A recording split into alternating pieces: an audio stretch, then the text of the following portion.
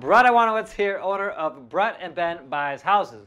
Now I got some exciting news for you because we're going to be doing a little series on how you guys, or how every motivated seller can screen cash buyers. You got that right. When you get those postcards in the mail, we're going to tell you what you need to look for, what questions to ask, because we want to put more money back in your pockets. You're not going to want to miss this, so stay tuned.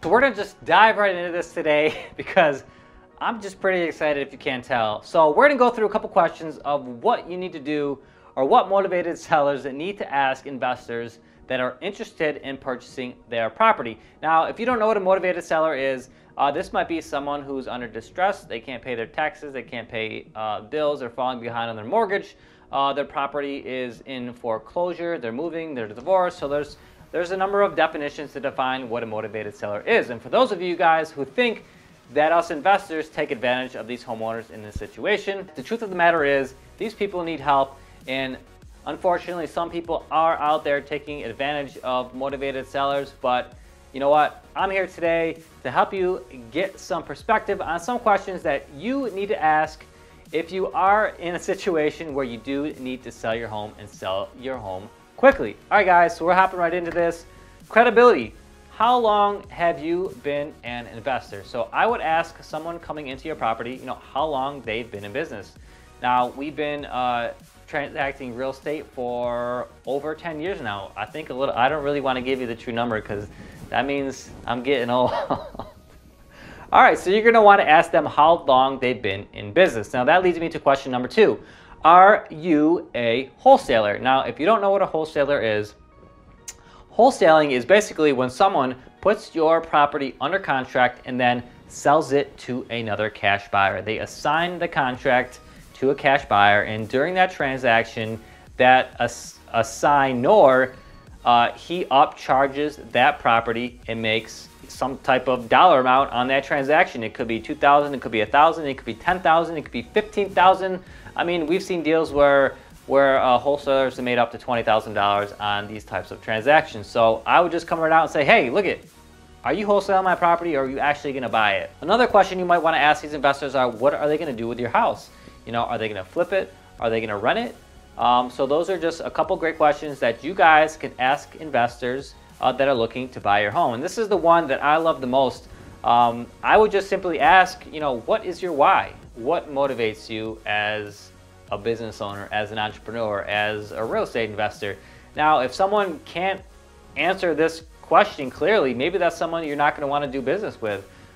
Personally, I love helping people. It's what I find the most joy in this life. I've been blessed enough to be in a position where I have the opportunity to work with investors, work with other real estate investors, work with lenders to help homeowners in unfortunate situations. I just launched a personal website, which is basically a mentoring, coaching, personal development site where I'm sharing my wins, my losses, what I'm learning, how I failed, and how failure has led me to the point where I am today. Now, the last thing that I'm going to share with you, and it's not typically a question, but it's just something that I think is extremely important to share with homeowners who are motivated to sell their home.